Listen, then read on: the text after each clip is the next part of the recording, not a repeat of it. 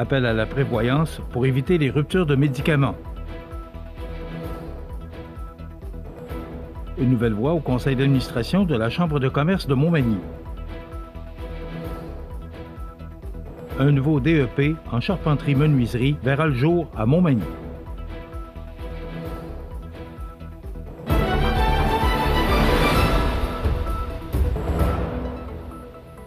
Mardi 23 décembre 2025. Bonjour mesdames et messieurs et bienvenue à votre bulletin d'actualité sur le réseau de télévision CMA TV. L'Association québécoise des pharmaciens propriétaires appelle à la prévoyance pour éviter les ruptures de médicaments. À l'approche de la période des fêtes, l'Association québécoise des pharmaciens propriétaires lance un appel clair à la population qu'il est essentiel de planifier, dès maintenant, ses besoins en médicaments afin d'éviter les situations urgentes pendant les congés. En raison des jours fériés, notamment le 25 décembre et le 1er janvier, plusieurs pharmacies pourraient fonctionner à horaire réduit ou être fermées, ce qui pourrait compliquer l'accès à certains services essentiels. L'Association recommande donc aux patients de vérifier rapidement si leurs ordonnances régulières sont à jour et de faire préparer à l'avance les renouvellements nécessaires pour couvrir les besoins prévisibles. Cette simple démarche permet de réduire les risques de se retrouver sans médicaments importants, particulièrement pour les personnes vivant avec des maladies chroniques ou nécessitant un suivi médical constant. L'organisme rappelle également l'importance de demeurer attentif aux communications de sa pharmacie, puisque des ajustements d'horaire peuvent s'appliquer durant la période des fêtes. En cas de besoin lié à la santé, d'autres points de service demeurent disponibles, notamment la ligne InfoSanté 811 qui peut orienter les citoyens vers les ressources appropriées. Toujours selon l'association, une bonne planification contribue non seulement à assurer la continuité des traitements, mais aussi à réduire la pression sur les urgences hospitalières déjà fortement sollicitées à cette période de l'année. Les pharmacies communautaires demeurent d'ailleurs l'un des points de service les plus accessibles du réseau de la santé, avec plus d'1 million de consultations effectuées chaque semaine au Québec. En cette saison marquée par une hausse des virus respiratoires, l'association invite la population à bien identifier les services offerts dans leur pharmacie et à se poser les bonnes questions avant de s'y présenter. Elle souligne de plus que plusieurs équipes en pharmacie pourraient travailler avec un effectif réduit et appelle les citoyens à faire preuve de patience et de bienveillance envers le personnel. Rappelons que l'Association québécoise des pharmaciens propriétaires regroupe plus de 2100 pharmaciens propriétaires au sein de près de 1900 pharmacies à travers la province. La pharmacie communautaire emploie près de 49 000 personnes et constitue l'un des piliers du système de santé québécois.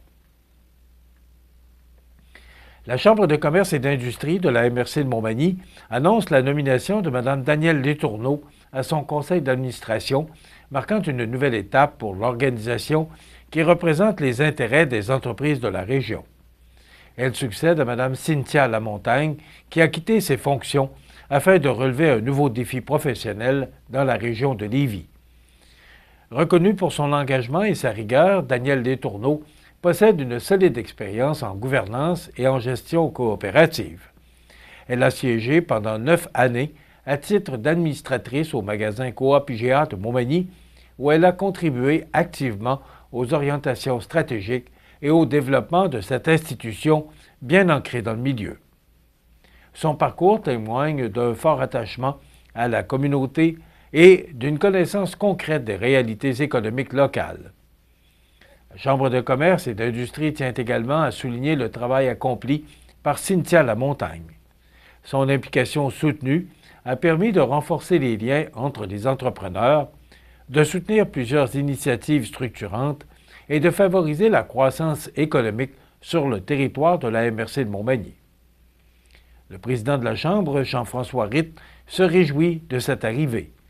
Il souligne que l'expertise, la vision et l'engagement de Mme Letourneau correspondent pleinement à la mission de l'organisation et qu'elle saura contribuer activement aux projets en cours et à venir.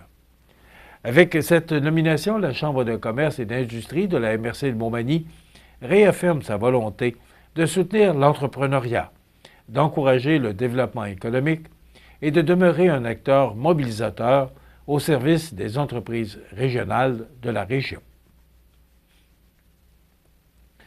Un nouveau diplôme d'études professionnelles en charpenterie-menuiserie verra le jour à Montmagny. Les détails après la pause.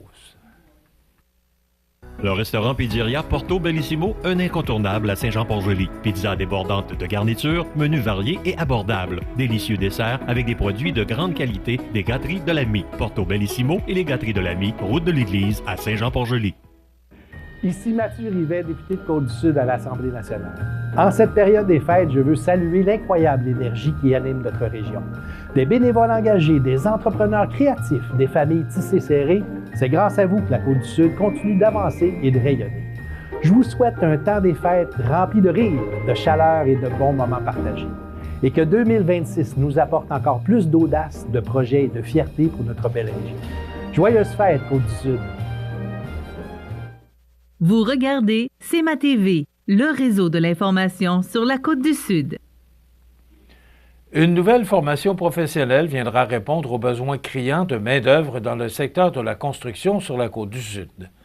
Le Centre de formation professionnelle de l'Envolée, en collaboration avec le Centre de services scolaires de la Côte-du-Sud, annonce l'ouverture d'un diplôme d'études professionnelles en charpenterie-menuiserie offert à Montmagny. Cette formation, de 1350 heures, sera dispensée dans les locaux du Centre de formation professionnelle de l'Envolée et permettra aux élèves d'acquérir des compétences recherchées en construction et en rénovation. Le programme s'inscrit dans la troisième phase de l'offensive construction du ministère de l'Éducation du Québec, une initiative visant à former davantage de travailleurs qualifiés dans un domaine en forte demande régionale. 2 cohortes sont déjà prévues, la première dès mars 2026 et la seconde en août 2026, avec un maximum de 22 élèves par groupe. La formation sera admissible au programme de prêts et bourses, facilitant ainsi l'accès aux personnes souhaitant se qualifier ou se requalifier.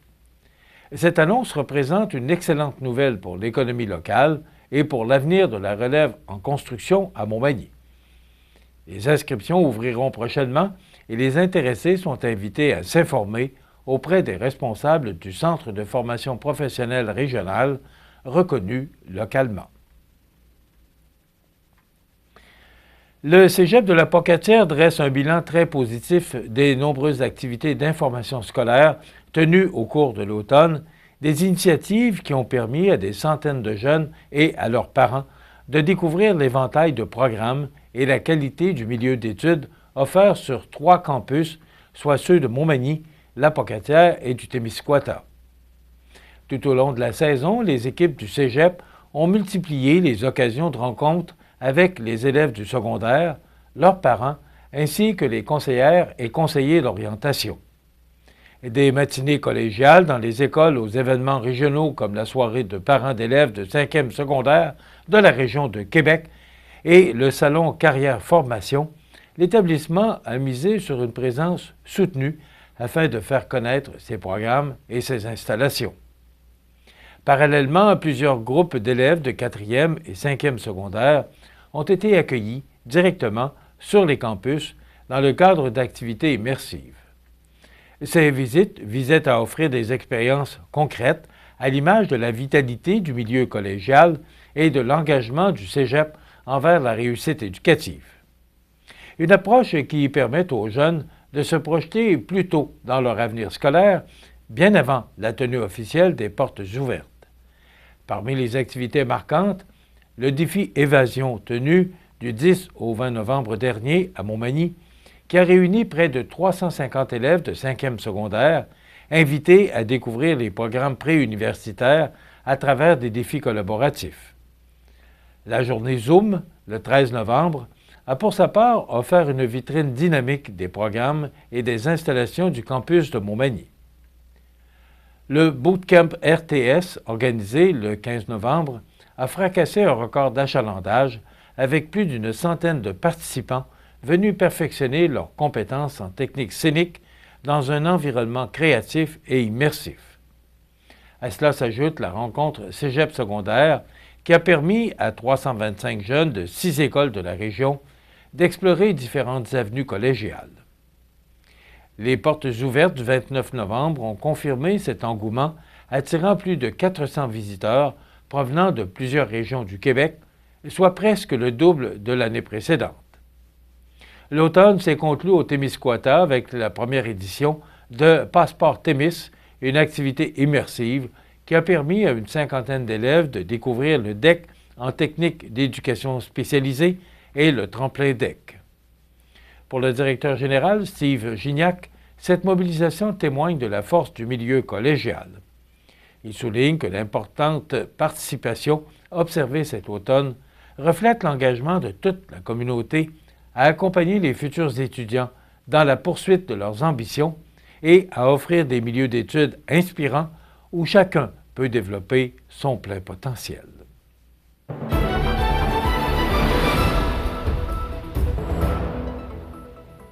Au sport, dans la Ligue de hockey Côte-Sud conclut l'année... Pardon, on reprend ça donc. La Ligue de hockey Côte-Sud conclut l'année 2025 en force, avec une dernière semaine d'activité riche en émotions, en rivalité et en performances marquantes. Avant la pause du calendrier pour la période des fêtes, 7 rencontres étaient à l'affiche, dont 2 séries aller-retour très attendues, confirmant, une fois de plus, la grande parité qui règne dans le circuit. Au classement général, seulement 6 points séparent les équipes classées de la première à la 7e position. Saint-Jean-Port-Joli et Lotbinière dominent avec 19 points, suivis de près par Montmagny avec 18 points. Saint-Joseph et Saint-Damien suivent à 17 points, tandis que Sainte-Marie et Saint-Charles comptent 13 points chacun. Saint-Prosper ferme la marche avec 8 points dans une saison où chaque point compte. L'un des faits saillants de la semaine a été la série aller-retour entre le Plastic Mort de Saint-Damien et les Éperviers de Saint-Charles. Le premier duel, présenté devant 532 spectateurs à Saint-Charles, a tourné à l'avantage de Saint-Damien, vainqueur 6-3, grâce notamment à une performance de 4 passes de Tristan Laflamme. 2 jours plus tard, à Saint-Damien, les Éperviers ont pris leur revanche avec une victoire serrée de 4-2, scellée en 3e période. Autre classique du congé des fêtes, la série de la route 132 entre le décor Mercier de Montmagny et le pavage Jéricho de Saint-Jean-Port-Joli, qui a offert tout un spectacle. Montmagny a remporté le premier affrontement 4-1 à domicile, soutenu par un Antoine Coulombe solide devant son filet. Le lendemain, à Saint-Jean-Port-Joli, une séance de tir de barrage de 17 rondes a été nécessaire pour départager les équipes, le décor Mercier l'emportant finalement 3-2. Ailleurs dans la Ligue, le Giovannina de Sainte-Marie, les mercenaires de Lotbinière et ces mêmes mercenaires ont signé des victoires importantes dans des matchs chaudement disputés, confirmant l'équilibre et l'intensité du circuit. Les activités de la Ligue de hockey Côte-Sud reprendront le 3 janvier prochain avec 3 rencontres au programme, dont Saint-Damien à Saint-Jean-Port-Joli, Sainte-Marie à Lotbinière et Saint-Charles à Montmagny. La course aux séries promet déjà d'être palpitante pour la suite de la saison. Voilà ce qui complète votre bulletin d'actualité de ce mardi 23 décembre. Dans un moment, les prévisions de la météo. Je vous rappelle que nous prenons quelques jours de congé pour le temps des fêtes et que nous serons de retour mardi, le 6 janvier, et sous la formule de 60 minutes, comme on le faisait auparavant. Dans quelques instants, on vous présente justement des moments drôles d'enregistrement.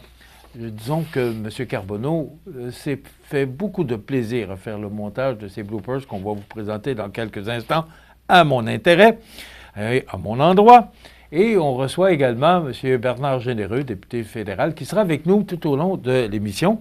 Mais il y aura une pause où Audrey Saint-Pierre nous fera part de ses trouvailles chez Bouffard Sport.